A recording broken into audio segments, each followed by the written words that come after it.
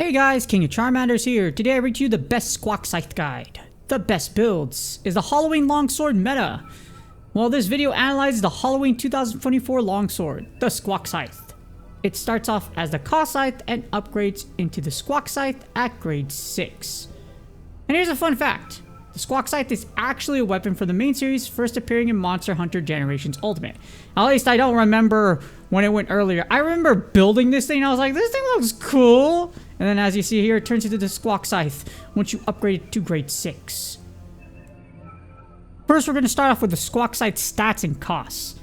So the Squakscythe starts at grade 3, with its element being dragon, and its base raw attack is 180, with its base elemental attack at 97. And its affinity is at 0%. And its forge requirements, it's actually pretty cheap. All you need is 1 spooky ticket, which is rarity 2, and 600 zenny. But if you want to max out the Squakscythe, here's its max stats and costs. So its element is still dragon, of course, with the max raw attack being 1,463, and the max elemental attack being 1,420. And its affinity is at 0%. Now the thing is, again, if you want to max out, it's going to take a lot of materials to max it out. You'll need both Kuluyaku and Actisan materials. As you see right here, of course, it's a lot of them. But you'll also need 90 Wyvern Gem Shards, 25 weapon refining parts, and 430,000 zenny. So if you want to max this thing out, be sure it's what you want.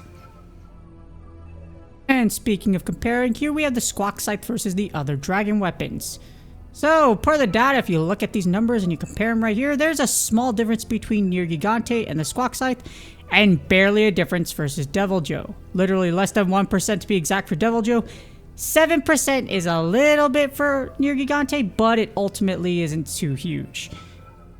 With that being said, if you take a look at both of them, this totally makes the Squakscythe worth building, as it does a pretty high amount of total base damage. Those comparisons are pretty good. In fact, it's like pretty much like the Rathalos before Silver Rathian came out, where that overruled it, and this thing is actually really dang good. So, yeah, it's totally worth building.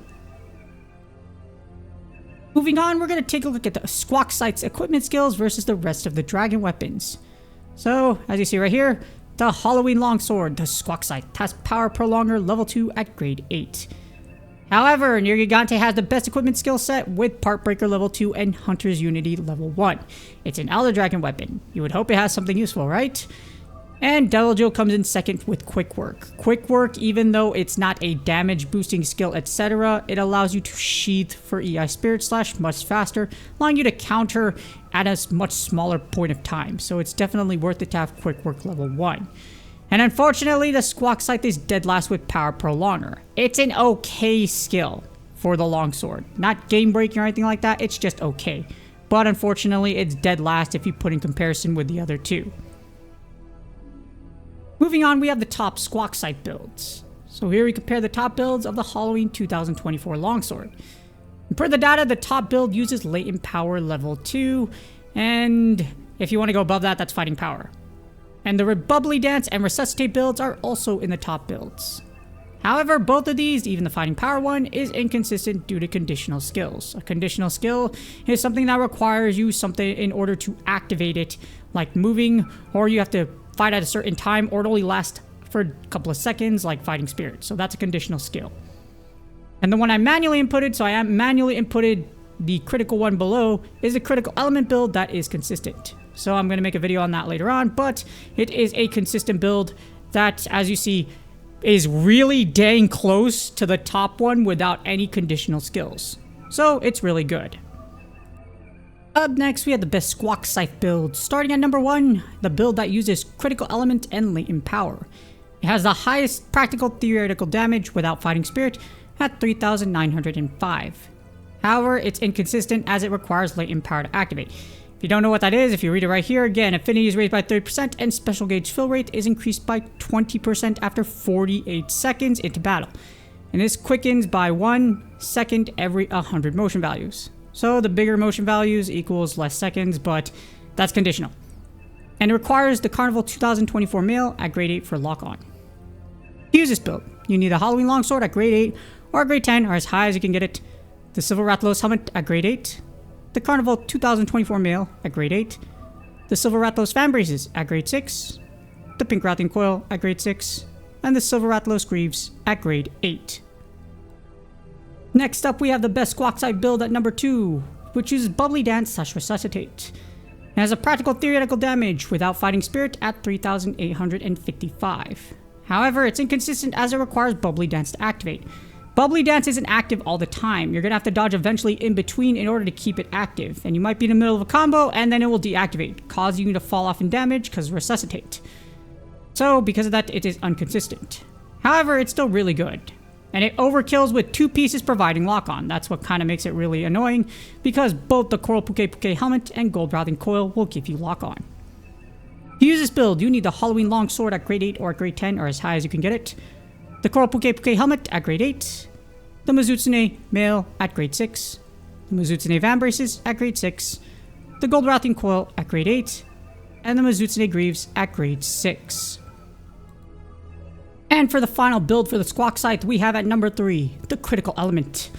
It has a practical theoretical damage without Fighting Spirit / Latent Power at 3,807.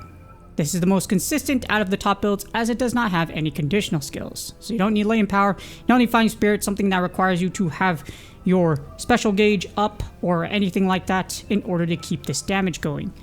And the Carnival 2024 Mail provides lock-on.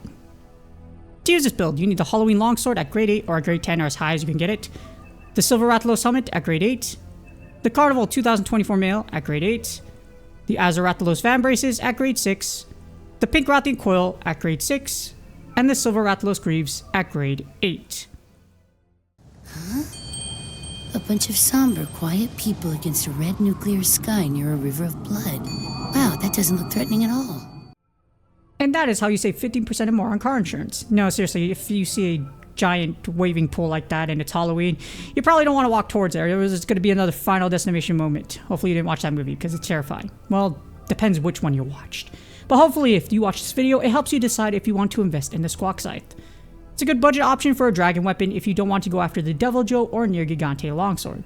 Those 2 longswords take a lot of work to build, but well, this one does as well, but like not as much as if you were to go after those 2.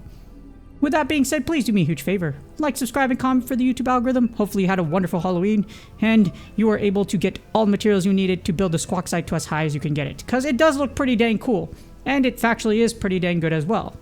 Not as much as the other 2, but it's still really good. Good luck on your grinds, and I will see y'all on the next video.